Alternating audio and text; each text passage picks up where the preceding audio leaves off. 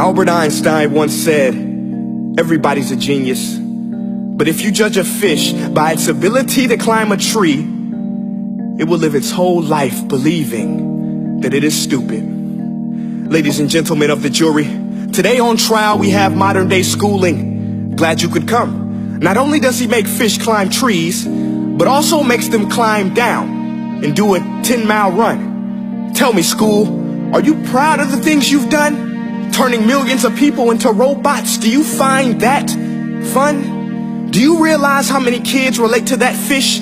Swimming upstream in class, never finding their gifts, thinking they are stupid, believing they are useless? Well, the time has come, no more excuses. I call school to the stand and accuse him of killing creativity, individuality, and being intellectually abusive.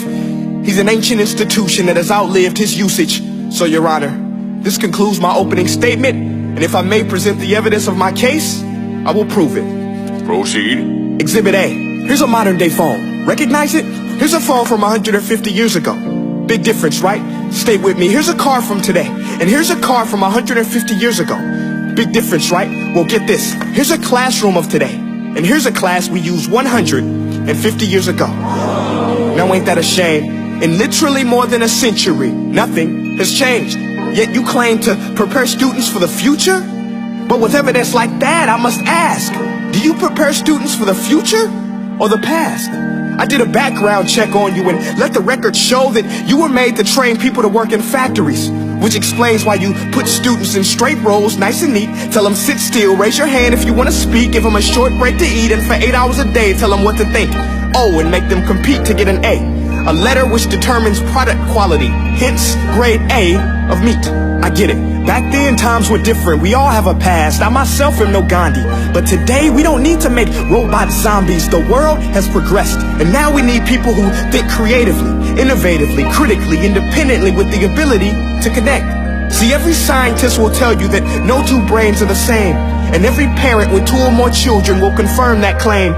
So please explain why you treat students like cookie cutter frames or snapback hats, giving them this one-size-fits-all crap. Watch your language. Sorry, Your Honor, but if a doctor prescribed the exact same medicine to all of his patients, the results will be tragic. So many people will get sick, yet when it comes to school, this is exactly what happens. This educational malpractice, where one teacher stands in front of 20 kids, each one having different strengths, different needs, different gifts, different dreams, and you teach the same thing the same way?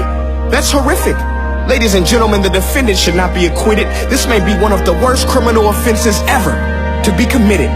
And let's mention the way you treat your employees. Objection. Overruled. I want to hear this. It's a shame. I mean, teachers have the most important job on the planet, yet they're underpaid? No wonder so many students are short-changed. Let's be honest. Teachers should earn just as much as doctors, because a doctor can do heart surgery and save the life of a kid. But a great teacher can reach the heart of that kid and allow him to truly live.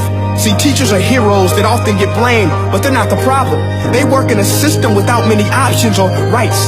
Curriculums are created by policymakers, most of which have never taught a day in their life. Just obsessed with standardized tests. They think bubbling in a multiple choice question will determine success. That's outlandish.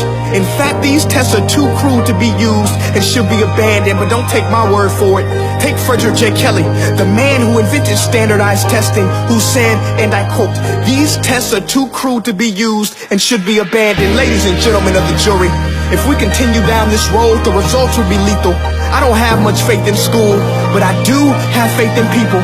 And if we can customize healthcare, cars, and Facebook pages, then it is our duty to do the same for education, to upgrade and change and do away with school spirit, because that's useless. Unless we're working to bring the spirit out of each and every student, that should be our task. No more Common Core. Instead, let's reach the core of every heart in every class. Sure, math is important, but no more than art or dance. Let's give every gift an equal chance. I know this sounds like a dream, but countries like Finland are doing impressive things. They have shorter school days. Teachers make a decent wage. Homework is non-existent, and they focus on collaboration instead of competition. But here's the kicker, boys and girls. Their educational system outperforms every other country in the world. Other places like Singapore are succeeding rapidly. Schools like Montessori, programs like Khan Academy, there is no single solution. But let's get moving, because while students may be 20% of our population, they are 100% of our future. So let's attend to their dreams, and there's no telling what we can achieve. This is a world in which I believe, a world where fish are no longer forced to climb trees.